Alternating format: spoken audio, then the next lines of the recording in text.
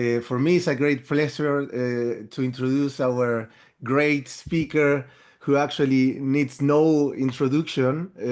I actually said something similar in our past last conference with Maria Pialara, which is, I know, Maria yeah, Pialara, yeah, exactly, your friend, and very she well. was really also delighted that you will come today.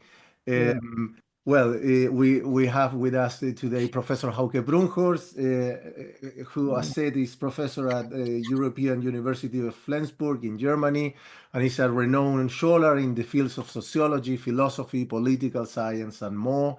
And his academic work spanned the sociology of constitutions, legal and political theory, and the broader dynamics of social evolution. No? He brings with him a wealth of international experience and scholarly insight, notably during the 2009-2010 academic year. He held the prestigious position of Theodore Heuss Professor at the New School of Social Research in New York. And yeah, Hauke is also an incredible, prolific author. His influential work include solidarity from civic friendship to a global legal community, Legitimationskrisen, Verfassungsprobleme der Weltgesellschaft, critical theory of legal revolutions, and we are also looking forward to his forthcoming book on legal revolution, which will be in German, if I am allowed to say it, Hauke, Rechtsrevolutionen. Yeah, but I couldn't end this introduction without saying that this is also an emotional moment for me. Hauke has been my PhD advisor, the supporter also of really many postdoc projects, and more than that, a truly inspiration, not only intellectually, but also in the way he embodies a life in academia that is peaceful, joyful, and far from vanity or egoism. Uh, Let me share, and that is the last thing I add. Let me share just one anecdote, one among many, that says a lot about him. At the beginning of this seminar, we were trying to find institutional support, no? Like logos and so on, because if you see logos, then your first impression is, okay, this is well organized, no? And I was told by Flensburg that I couldn't use the university's logo since I am not holding a fixed position. And at that moment, Hauke simply offered his name to resolve this issue, allowing us to move forward.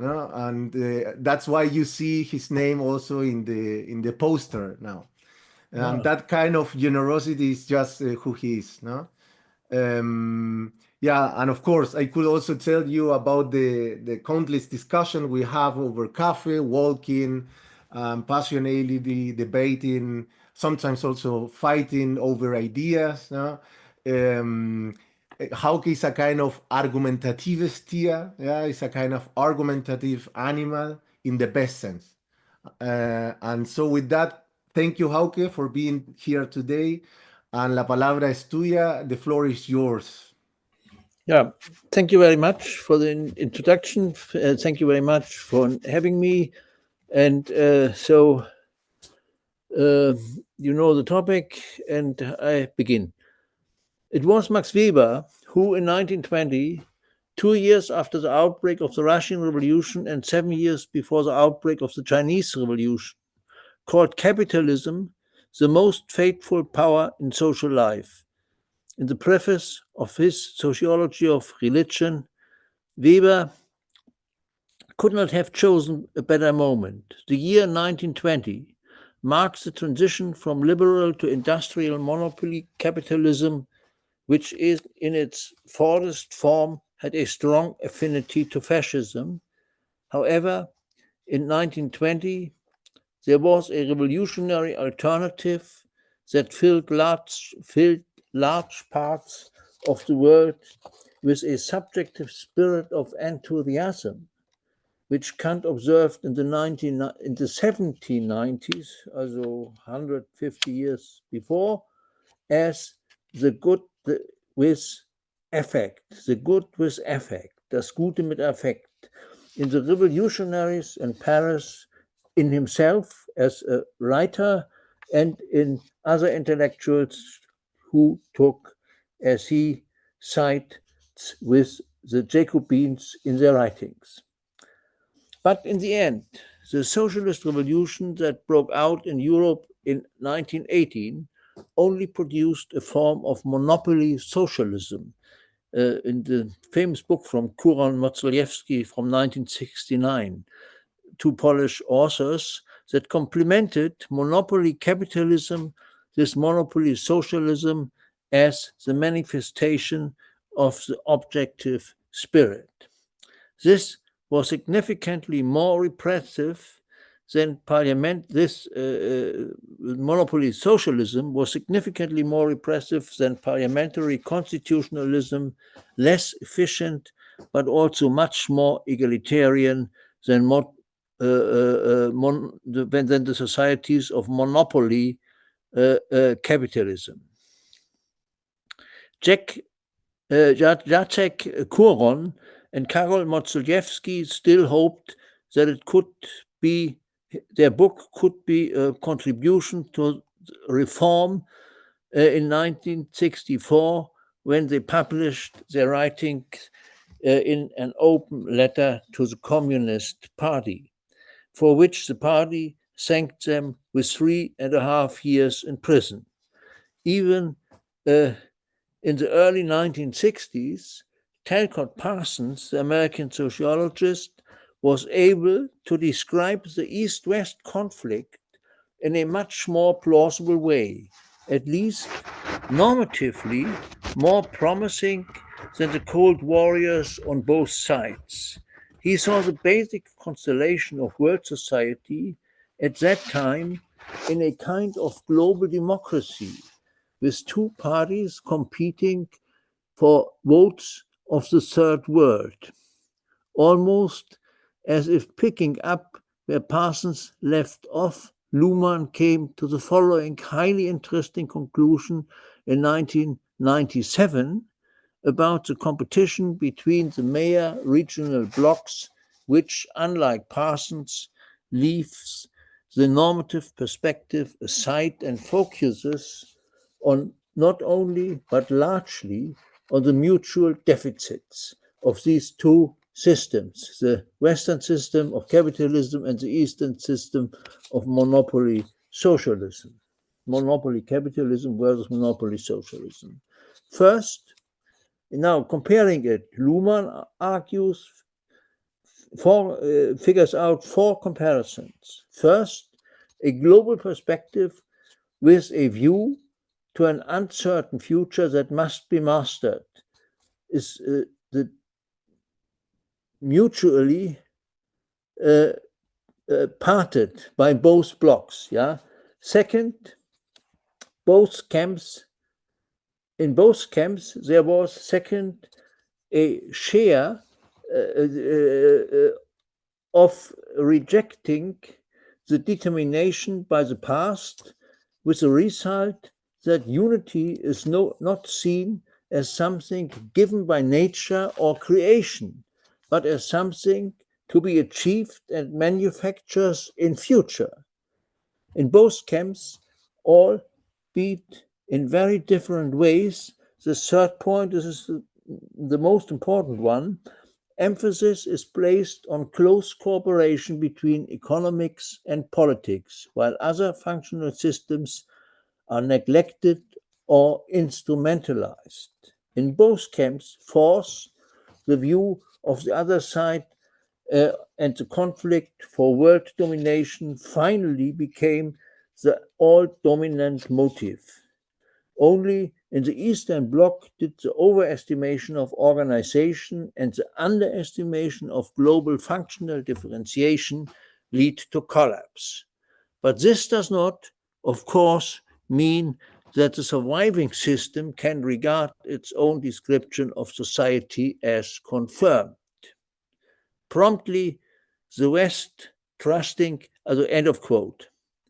Promptly, the West, trusting in its global hegemony, made precisely this mistake. And 2 years later, George Bush Jr. largely destroyed the international legal order that had been in place until then, one of the greatest advances in social evolution ever. And if the international legal order was not completely destroyed, then at least largely suspended for the time being.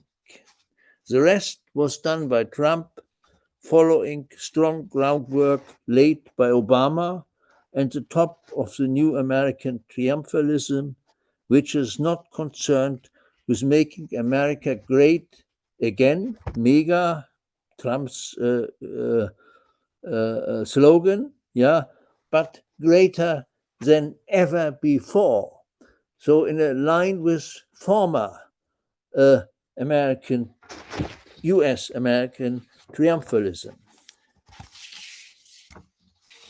Now, since 1990, there has been no more monopoly socialism, and the remnants of older agrarian modes of production that still existed in Asia and Africa have disappeared since the 1980s. Now there is only monopoly capitalism. That was the outcome, the most important outcome of the breakdown of the Soviet system in 1990. It is the one and only, now capitalism is the one and only economic order of world society, which is a phenomenon completely new in history.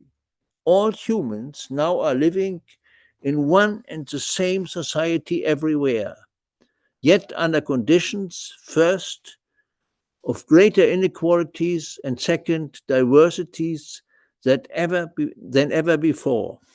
Greater diversities, greater inequalities than ever before, and third, the differences between included and excluded populations are also now more pronounced than ever before. So this is, but they all live and must live together in one society. Nobody can avoid that. So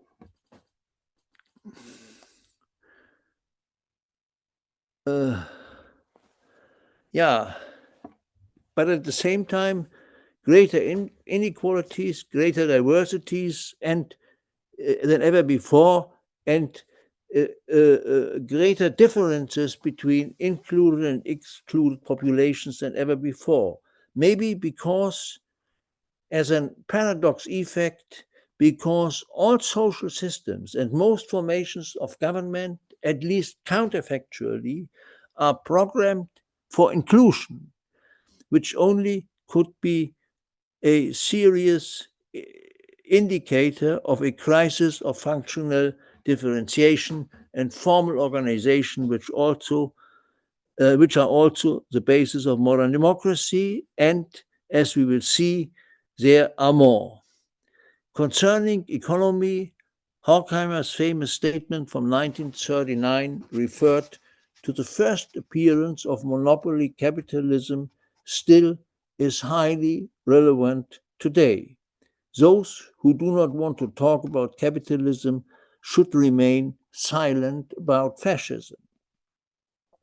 This statement is highly relevant today because, as we have since known, since the presidential elections in Argentina 2023 and the United States in 2024, today's digital monopoly capitalism has the same affinity as Fordism for the completely new but hardly less threatening form of fascism or authoritarianism than the one Horkheimer spoke of in 1939.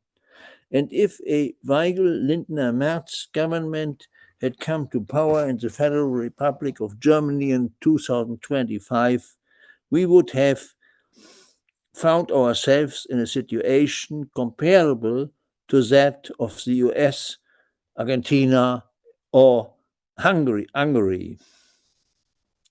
We are not far from this situation away, because there are only global trends in global society, and these are currently moving to the right.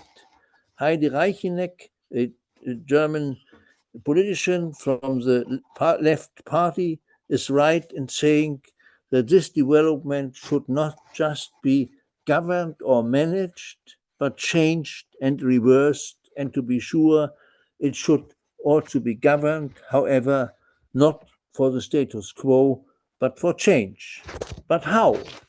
Since I don't know, here are a few reminders of how we got to where we are today. So, first, as authoritarian and at times totalitarian as the Soviet Union was, Hannah Arendt rightly made a clear distinction here.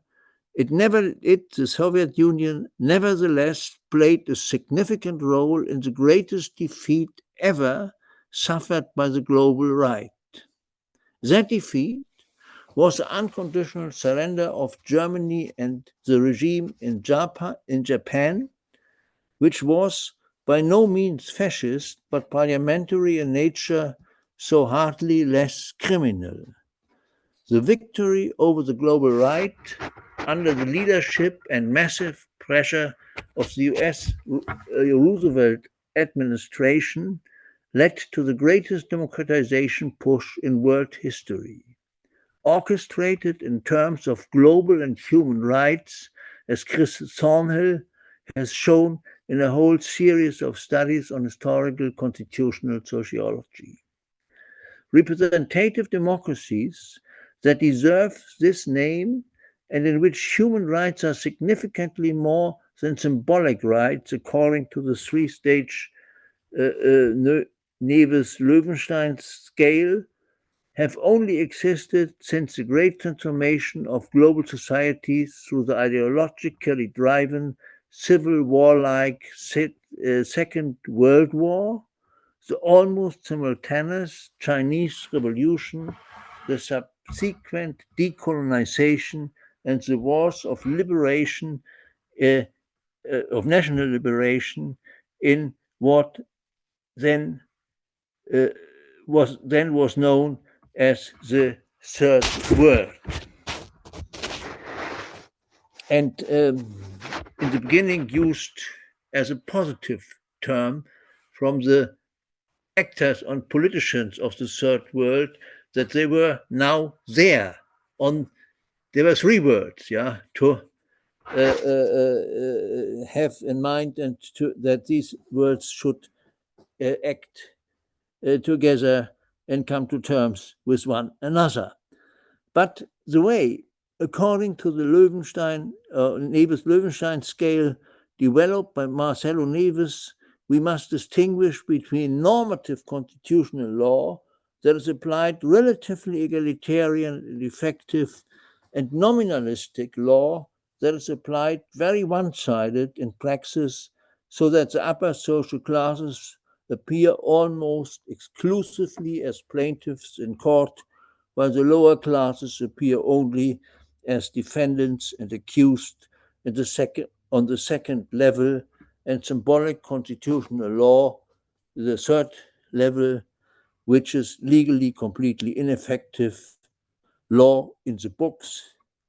North Korea has a constitution, but sometimes, as in 1789 and in 1989, can have a great impact on constitutionalization processes, also symbolic law, which the mass mobilization power of suddenly emerging, with the mass mobilizing power of suddenly emerging political public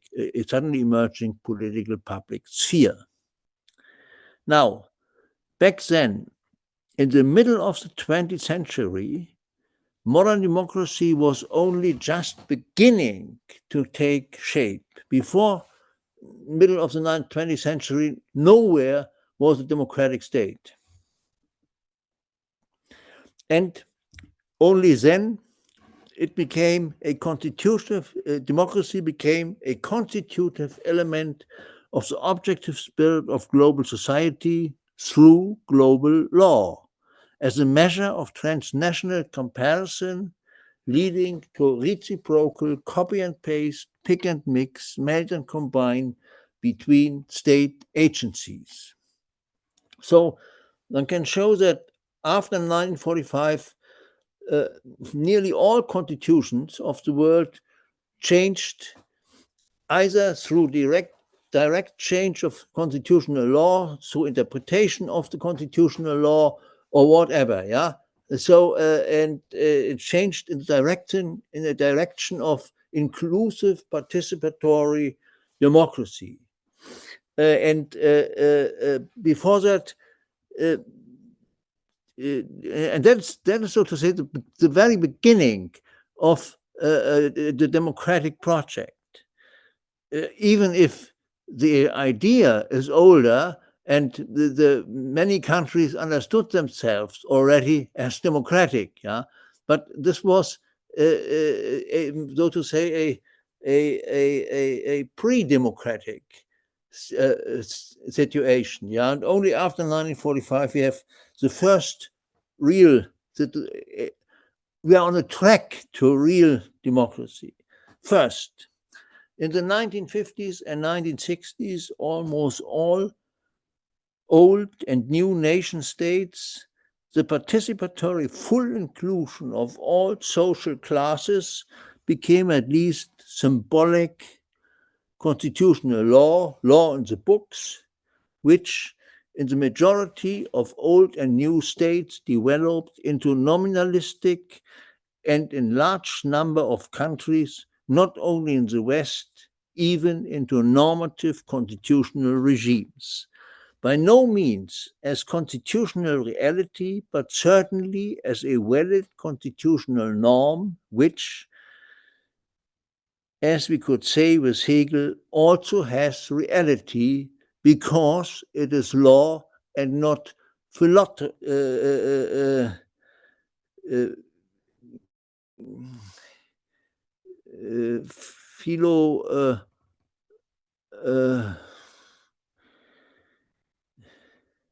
and not just morality, yeah, because it is law that can be enforced.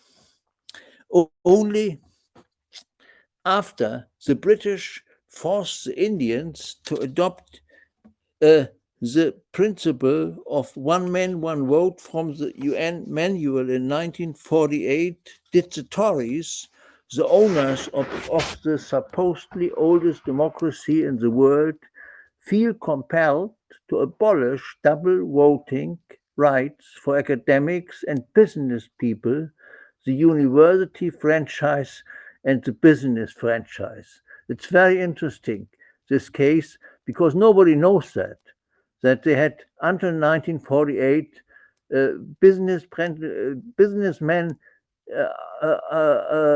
with a certain income had two votes, and all other people had one vote, and also academics had two votes, and all other people in Britain had one vote. Yeah, so the university franchise and business franchise, and then they compelled the Indians, yeah, to take the UN charter of the UN advice how to implement democratic elections, yeah, one man, one vote, and they compelled the Indians who didn't want that because of the caste system, yeah, to introduce it, and now they had themselves to do it, yeah, and to abolish university franchise and business franchise. This is the way this copy and paste, pick and mix, and so on over world law, yeah, the UN Charter worked after 1945 in many, many countries.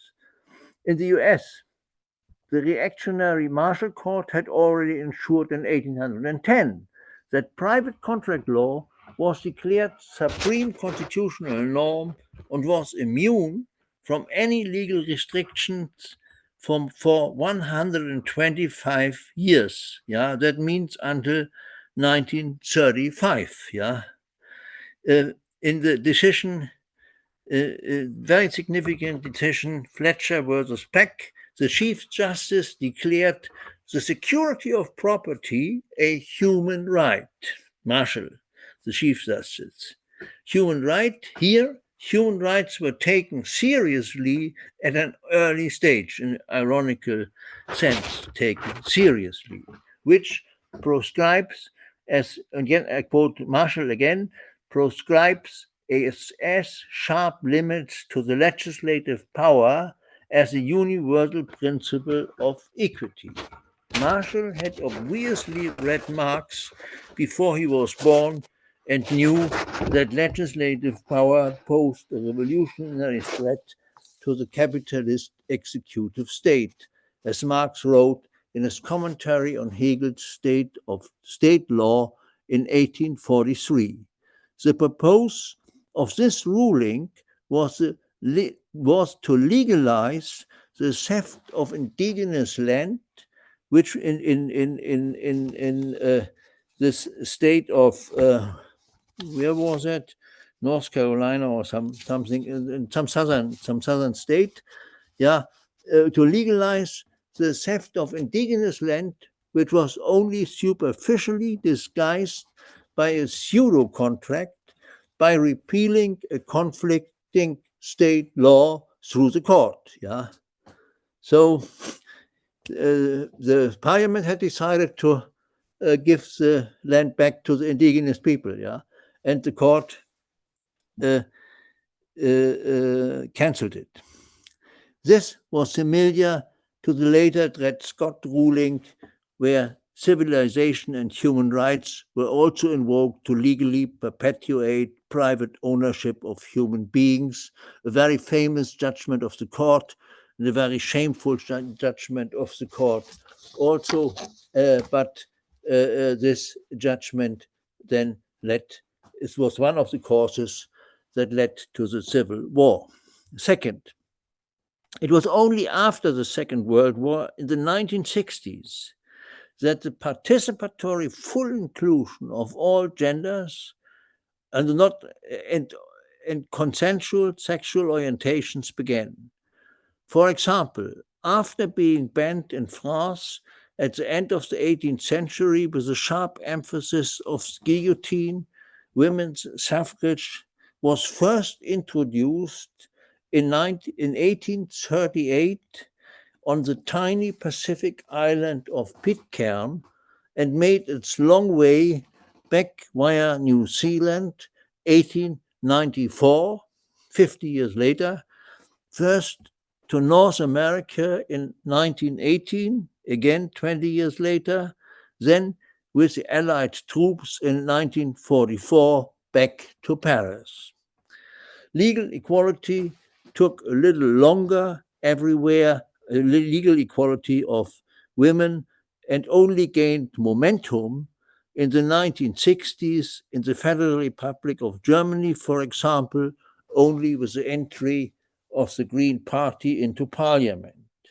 And the same applies to all non-heterosexual orientations. Third, at the same time, the participatory full inclusion of all skin colors slowly but surely gaining ground.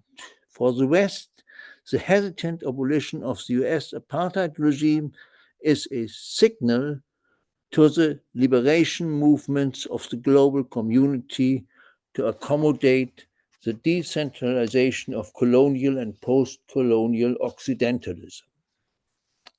The participatory inclusion of all classes first, through the social welfare state, all genders and all skin colors or nationalities, etc., religions and so on, which is now well advanced in normative and nominalistic constitutional regimes, was perhaps one of the greatest cultural and legal revolutions and social evolution since the invention of writing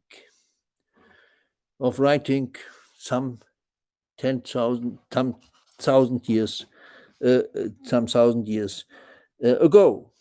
It has shaken and destabilized centuries old and in some cases millennia old power structures around the world, if not abolished them altogether. And everywhere it came under pressure. Yeah? So in particular, the patriarchal structures, which are the oldest. Yeah? Only now has the global right wing halfway recovered from this unprecedented series of defeats. And it is important to see the advances of the left, in history, and that means advances of democracy. The participatory inclusion of, only now has the global right wing halfway recovered from the unprecedented series of defeats. In the early 1970s, the Washington Post published the Pentagon Papers, making Nixon's downfall inevitable. Nixon was a president whose Southern strategy marked the beginning of the end of US-American democracy as we know it today. But he also merely continued. And this is a further aspect, that it's not only that this was the beginning of the end of democracy, but the beginning of the end of democracy has a much longer prehistory in the US. But he also merely, Nixon, continued a long series of authoritarian interpretations of the constitutions that had been in place for a long time and never were overcome. From the Marshall Court, not to mention the extremely influential slave-owning founding fathers, to 100 years apartheid, Jim Crow law, from 1865 to 1965, 100 years apartheid in the US, and the reign of Senator McCarthy, Nixon, Reagan, and Bush too, but also Obama to the present day. Obama governed already with mostly with orders, and in particular with a non-controlled foreign policy, killing people with drones, So just from a list, and just from suspicion. That is what Hegel has called the Herrschaft des Verdachts, the rule of suspicion. So a far-right deep track is deeply rooted in the history of American constitutionalism. Herbert Marcuse spoke of the possibility of a democratic transition to fascism since Nixon's election campaign in 1969. But it was not only until this year that a tech dictatorship, this year 2025, but it was not only until this year that a tech dictatorship phenomenally dissimilar to fascism, but functionally equivalent, was elected. It's totally, phenomenology is totally different. This is you must see the old fascism that was organized by formal organization in a militaristic way. The most formal organization is the military, and the entire society was militarized. Everybody was running in a kind of uniform. So this is over, absolutely over. But this is only on the phenomenon, but the functional, what we have today is a kind of functional equivalent to fascism, to the old fascism, a new kind of fascism. It's hard to find a good name for it. I have not. Many people have tried to find a name, but authoritarianism or whatever. Yeah, but authoritarianism and fascism was not this. Not there was no difference when Horkheimer and Adorno used these two words. Yeah, they mean the same. Yeah, so it is not easy. And populism is a far too broad category. Yeah. There's leftist populism, there's right-wing populism. Democracy without populism is impossible. Yeah, and I think it is an important element in democracy. That is some. It must be popular. Yeah, the people must come to speak. Yeah. So, but it was not until this year that a tech dictatorship, phenomenally dissimilar to fascism but functionally equivalent, was elected. Today, tech fascist Jeff Bezos is continuing John Marshall's path by instructing the editors of his recently acquired private property, the Washington Post, that we from the Washington Post are going to be, I quote, are going to be writing every day in support of two pillars: personal liberties and free markets.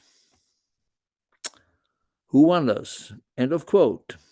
Just as it is written in the Code Civil of 1804, after the removal of the last conflicting laws or rights of third parties, as the same law of property is formulated in the German BGB, that is the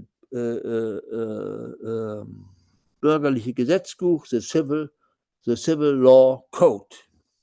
Yeah, by presidential decree in the German civil law code that stems from 1900, which is still valid today.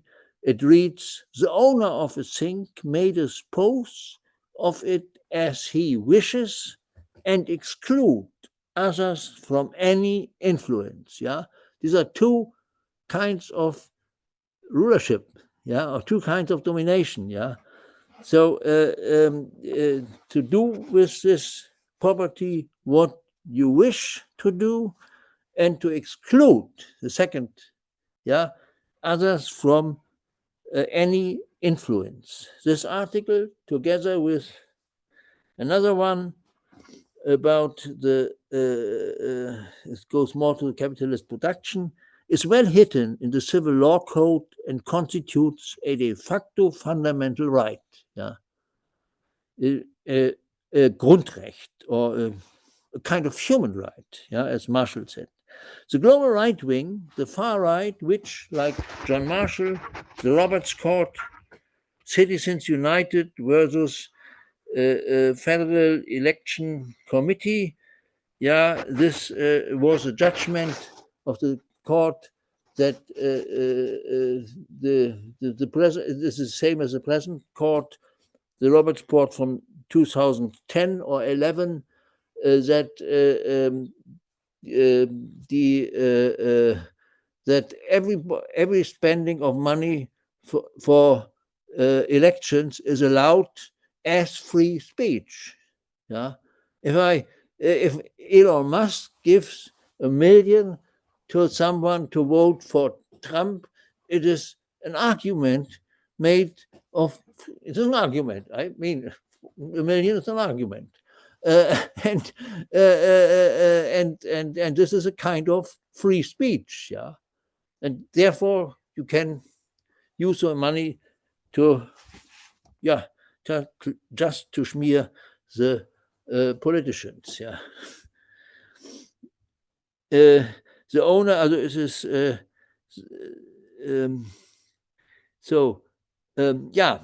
global right wing, which, like John Marshall, the Roberts Court, and Jeff Bezos, make private property the supreme constitutional norm, now included not only half of you includes not only half of Europe, at least of India, Russia, the United States, Argentina, and several other Latin American countries. In Brazil, and also Asian countries.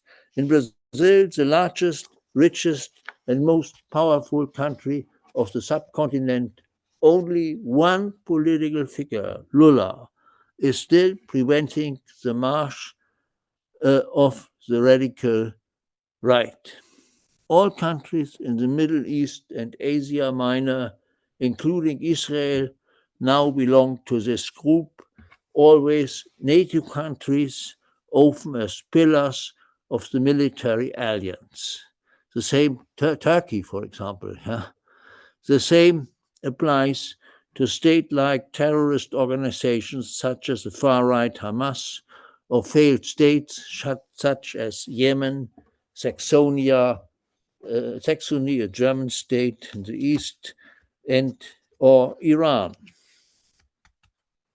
So Weber's statement about the most fateful power of modern life is more relevant today than ever. Capitalism has proven to be astonishingly resilient, more resilient than the ever lagging, far weaker welfare state, which, as often has shown, has also been surprisingly resistant to regime change since its inception 150 years ago. This is very interesting, that the social welfare state has a high resilience. Even rests of it still exist in the United States, and important rests of it, Medicare, for example, and many other things. So it is not so that they have a much weaker than Sweden, welfare state, where they have it, it's just what they now want to cut, This is one of the main strategies, to get rid of the rest of this welfare state, which is not easy to. It is very hard, and it is also a moment of counterpower. Okay. But capitalism, as also has shown, has always been dependent on the permanent support of the highly interventionist but autonomous capitalist state, which, in its own self-preservation interests and at the expense of the democratic constitutions and other functional systems, as Luhmann, in broad agreement, by the way, with Habermas, correctly observed, operates far too close to the economy. The new tech fascists differ from old school fascism in that they are modern in one new respect.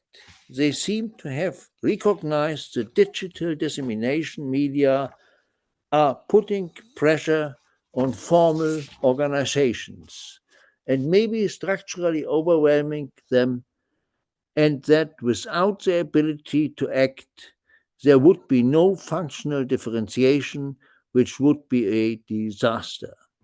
And thus no liberal and certainly no industrial monopoly capitalism. However, there is a digital monopoly capitalism whose global corporations are controlled from the luxury yachts and the leading GAFA companies, Google, Apple, Facebook, or now X, Amazon, and a few others such as TikTok. From an office that is in an iPhone and fits in any pocket.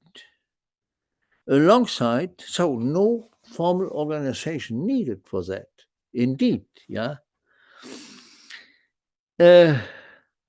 and it is very hard because it is so quickly emerged, it is very hard to get it under some legal control, and legal control means formal organization, and to get the iPhone under some control, it's very hard to do that. Now we have a hard fight with Europe for some little reforms, and it is not easy to get them to pay anything. Yeah, even that is because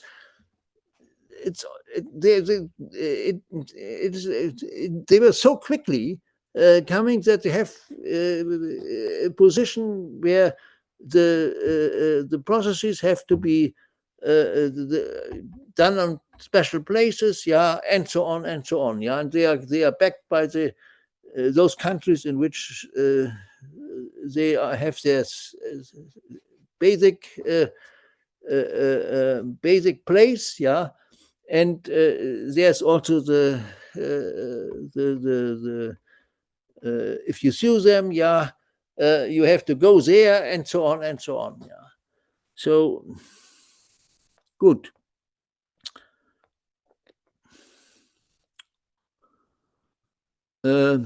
Alongside with the humanities, cultural studies, and social sciences, formal organization has long been the second main enemy of GAFA, also Google, Apple, Facebook, Amazon, yeah, GAFA, and the tech dictators who are already profiting greatly from the rapidly advancing fusion of political and social power. This could be the beginning of the end of functional differentiation as we know it. Whether the capitalist mode of production, which has so far been more closely linked to the condition of functional differentiation than any other functional system, will survive the tsunamis that are to be expected, remains an open question despite its current triumph. Be that as it may, the resilience of capitalism and the dual power relations that are inseparable from it in all its much wanted varieties continues to amaze economic class rule over the labor market and the workplace, which is also by far the most productive, if hardly less destructive form of rule in world history to date. Despite all the crises, capitalism has not only unleashed all technical and communicative productive forces, as Marx and his reader Deng Xiaoping already recognized, but above all, the most important ones, the dissemination or distribution media, from the printing press to the iPhone. Moreover, and from handwriting, yeah, no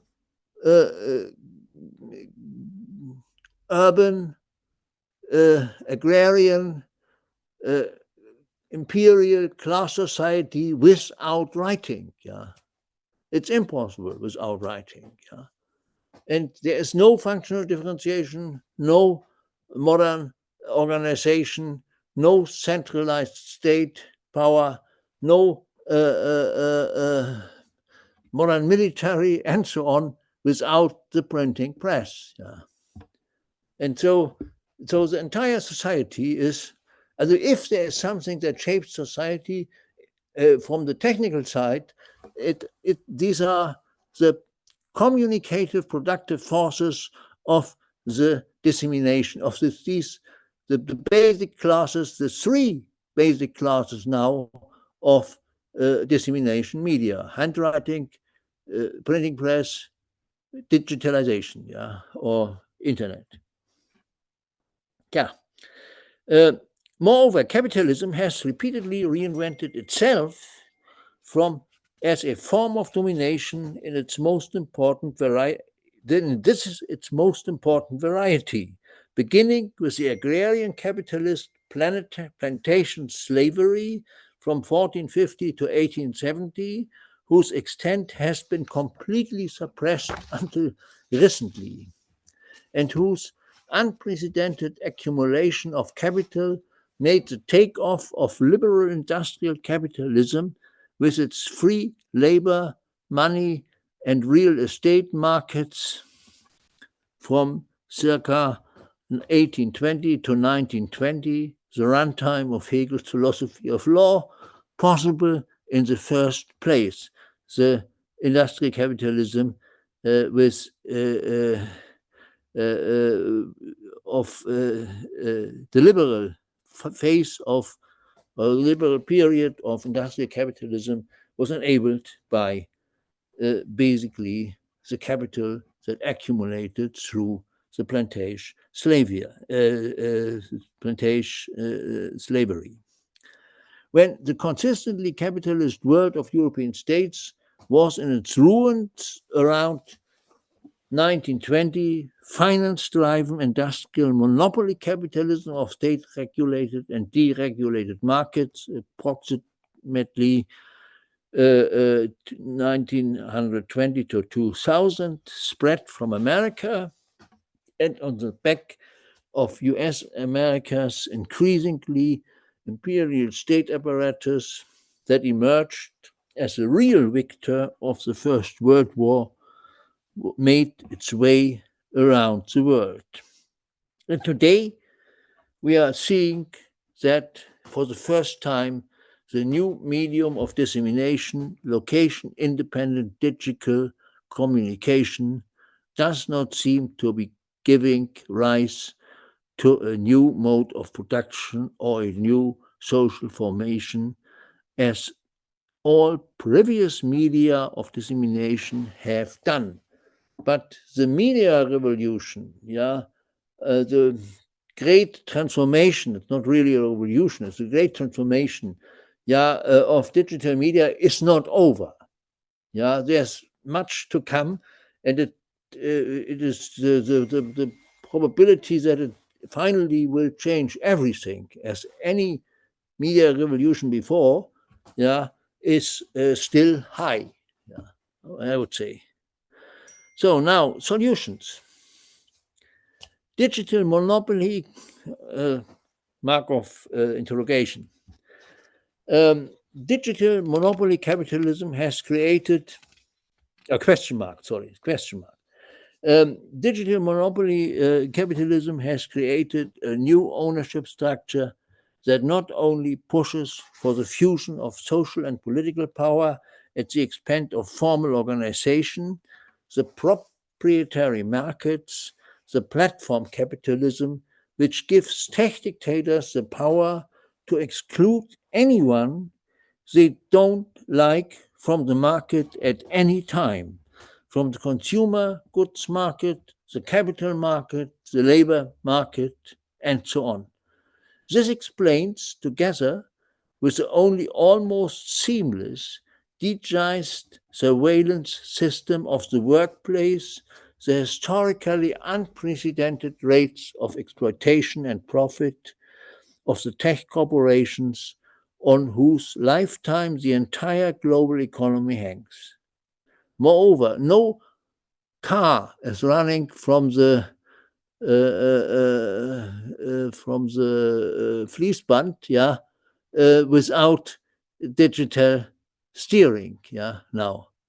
Volkswagen, for example, they produce sometimes one type, one car, only one car as of a specific type for one very, very small segment of potential buyers, which the algorithms have shown there's a good chance, but only a small chance, and therefore only for this specific type, and it works, this system works. This is the first time that advertising is working relatively precise, it's amazing, Advertising was always a shooting in the dark, and now it has become a very precise weapon for making profit, so for reproduce the economic capital. So, moreover, proprietary platform market has become the most important medium of mass communication and public will or whatever formation, blurring the difference between social, political, and public power.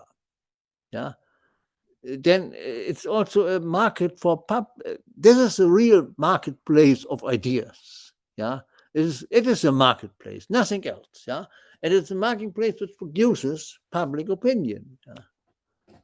At the same time, and so all these three power structures, the public power, yet Hannah Arendt, for example, has analyzed the economic power that Marx has analyzed, yeah, and the social power that Marx has analyzed, yeah, and the political power that real politics has analyzed or is analyzing, yeah, these with different sciences, yeah, these they are merging, yeah, they are becoming indifferent, yeah, they are becoming undistinguishable. That's at least a huge change, yeah. So, but this could lead finally to the formation of a new counterpower that exists since the 1960s and could become stronger than ever, emerging from higher education and the universities of the world, which today give nearly 50% of the socially included world population at least some academic training, nearly 50%, some academic training, with examen or without examen, yeah? And the university system is, one must say, from the socially included, because the excluded population is also increasing dramatically. It's another very strong problem for modern world society, yeah? So, the University of the World which today give nearly 50% of the world population at least some academic training, and the university system is the only system of the pre-digital age that in a culturally liberal framework of formal organization, Verwaltung, yeah, is based nearly completely on informal communication, therefore could become the most important counterpower to informally organized tech dictatorship. Yeah. So this is only an analogy between these two. Yeah, but there's more behind it, because the higher education system, and the entire education system, yeah, has become a political force. Yeah, and that is a very realistic reason why the present American government is fighting first at all the universities. Yeah. So, and they have discovered, they know their enemy. Yeah. And this enemy is producing not by any plan, yeah, by any political party, but simply by letting the discourse run. Because the discourse is as Habermas once has written, a counter institution par excellence, the counter institution par excellence. Yeah. And so, but this is another kind of counter institution than that kind of counter institution that comes from the ideology of the free market, yeah, which, by the way, never was informal. It was strongly institutionalized by the state. How that shall work, this system that Trump and co and this Argentinian president now are experimenting with, yeah, this is another question, yeah. But anyway, so here we have, so to say, the same kind of power, of counterpower in the universities and the educational system, and the higher educational system, which is based also on informal communication and needs not much organization. Yeah, and so it is the lack of formal organization is not a big problem for the universities. Yeah, it is a big problem for the state, by the way. Yeah, and what they will do with the state, yeah, they emerge it, they make it in a market, yeah. They replace it by, they make a firm out, they really try to make a firm out of it. It is in a way also an interesting experiment, yeah. If that works and how it works, yeah. I mean, it can only work in the interest of those who are the winners of it, yeah. I mean, it is not completely new, because patrimonial societies like the old Roman societies, the state was also in the just the property of 20 rich families, yeah. But that was another time. Yeah, that was another society. That were other productive forces. There was no technology, nothing. This was agrarian societies. Yeah, so this is not really comparable, but it is not impossible that kind of things are working. Yeah, but prognoses are not possible in sociology. Yeah, thank you.